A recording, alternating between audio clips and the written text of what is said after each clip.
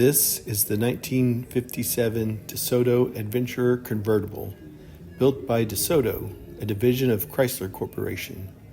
Under the hood is a 345 cubic inch Hemi engine, rated at 345 horsepower.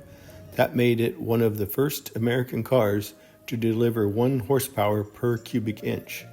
It came with twin 4-barrel carburetors, a push-button torque automatic transmission.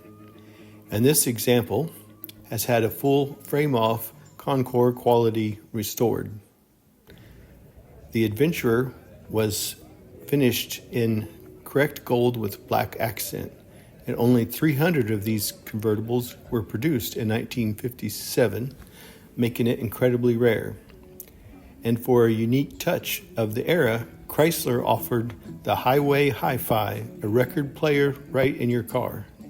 The 57 Adventurer Convertible was a mid-year release available in gold, black, or white, and it remains a shining symbol of style, performance, and innovation from the golden age of American automobiles.